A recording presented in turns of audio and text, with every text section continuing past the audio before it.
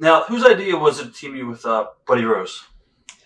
That was Ray Stevens. I go home every year for Christmas for 2 weeks. I would call Verne in June or July and say, I'm coming home for December. And I was there. I was getting ready to go back to the Carolinas. And Buddy came in because Buddy's family's, his mom lives there. And Buddy and I grew up together in Minneapolis.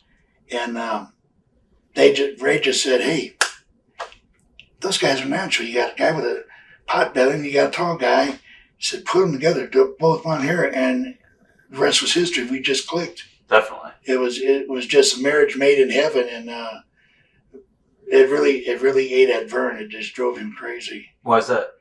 Well, because I was a ring boy and Buddy was a ring guy, and I was working for Verne when I was 9 years old. It just ate at his guts that these two kids, young punk kids, grew up to be great workers and could sell out arena after arena every night, and he had to eat it, and it was great.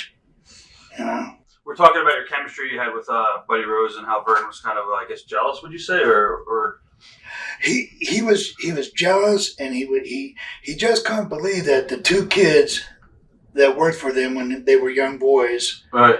were at the pinnacle in their lifetime. When you got to understand, so in our business back then, you didn't get a break until you were in your 30s because you had to have at least 15 years of apprenticeship, and that was old school. That was the rule, and they went by that. And it just happened that I was 35, and Buddy was in his age, and we clicked, and the chemistry was just there, and we just drove Verne crazy. What we could do, and the houses we just were selling out everywhere, and it ate at him a lot because I drove him crazy.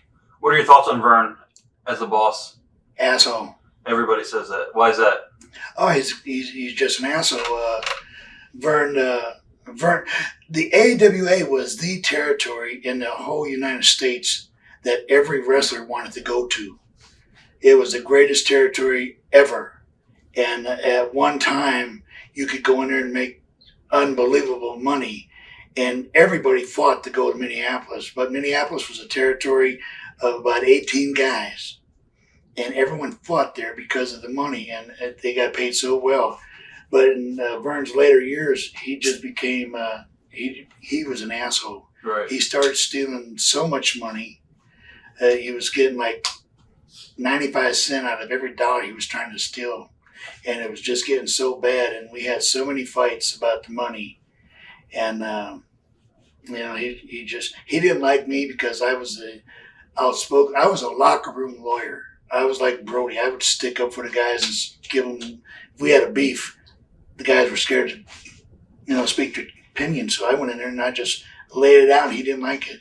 Huh. He respected it, but he didn't like me. But I really didn't give a shit because I was right. And all the boys were right, but he was the man. And he was losing it. He was going crazy. I called him. I said, you're just plain crazy. I said, you're schizo. And he didn't like that either. But I spoke my mind. What I said was the truth. And, he lost it. He completely lost it. And he stole so much money. He just stole everything he could get. From the boys, you're saying, obviously, from payoffs and stuff. Oh, yeah. Right. I mean, the money was there, but we weren't getting it. He was just stealing it. The pay-per-view we did. Wrestlerock? Yeah, Wrestlerock, and then the brawl in St. Paul, the cage match. Right. No one got a nickel out of the pay-per-views at all. And we bitched about it. He said, it'd be 90 days, 120 days. I said, it's been 6 months, asshole. And we never got a dime. And he admitted it. He never paid anybody for the pay shows. Wow. He came straight out and he kept all the money.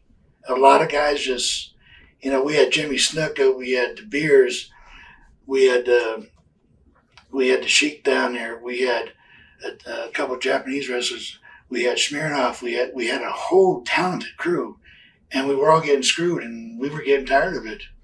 I mean, did anybody almost quit over that? Oh yeah, I did. I gave. We had to go to Hawaii, and we all went to Hawaii. And my wife went to the office to get my paycheck to pay some bills. He had 13 of our paychecks, and he wouldn't release any of the money. And so I told my wife, I said, well, hand him the letter I wrote. And I gave him a letter of resignation. I told him where to stick it. And he called Hawaii, and Ray Stevens was there, and he was going, what the hell are you doing? You can't have your wife go down to the office and resign? I said, Ray, he's got 13 paychecks of everybody here keeping it in escrow. I said, he told my wife we couldn't have a paycheck to pay our bills. I said, you don't do that to me. I said, he can go to hell. And I did. I went back to the office, and when we came back from Hawaii, and I got our money. The boys got paid. And I went in the office and said, you're about ready to lose everybody because we got to have our money. And I said, don't you ever tell my wife I can't have a check when it's there. All right. And I stood up and I spoke a lot of things that I thought was wrong, and I stood up for him. And he didn't like it. Now, the AWA was really hot at one time, especially when you came in. Why do you think it never took off to be like a national company? It had all the potential. Because you had TV on ESPN and all that. The bottom line is Verne was stealing so much money. And when you steal that much money, the talented talent that is putting those 20,000 people in the arena every night that Buddy and I and the kids were doing, we got tired of it.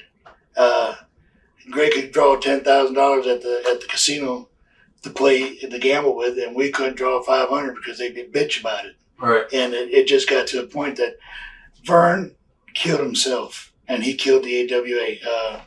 When we left, Snuka left, the Beers left, Buddy and I left. Z stayed around because he was dating Kathy Gagne, and God bless him. And they tried to bring in a bunch of other teams to make them young. These young teams, and they couldn't do it. They could not stand up to what Shawn and Marty did with us, and no one could follow what we did. So it was hard. I'm definitely going to talk about some of your matches with those guys coming up. What are your thoughts on Greg Gagne? I never had a problem with Greg. Greg is a Gagne. I mean, that's the difference. But Greg earned everything that he got in the ring. I mean, he got the shit kicked out of him as he was learning the business, as all sons do, because they don't get no special treatment. But Greg was a Gagne, and that's the bottom line there. It just, you separate the two, and it was always that way. I guess, did you think that Greg's push was irrelevant, or you think he was a good worker, or do you think that... Oh, no, Greg was a talented worker, but, I mean, it was push. I mean, it was Gagne. Right. And it was Gagne's legacy. So it was only going to go one way, and the only way it went was straight up. And they shoved it, and he had great people to work with, and he earned a lot of respect. Some people say that Verne never actually watched his own product. Do you think that's true? No, Verne watched, but he at that time he was losing it. He didn't have a grip on reality. And he forgot who made him and what made him. And it's not just one or two guys, it's all the guys. Everyone puts the picture together.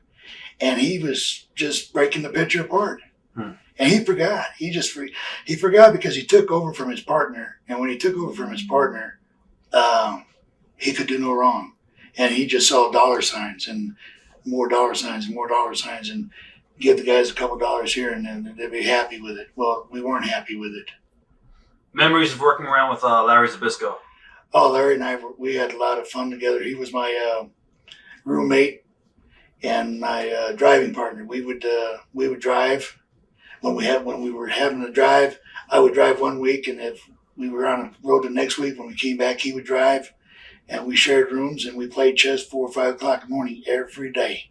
That's all we did, play chess and travel. Watch thousands of exclusive shoot interviews right now on TitleMatchNetwork.com.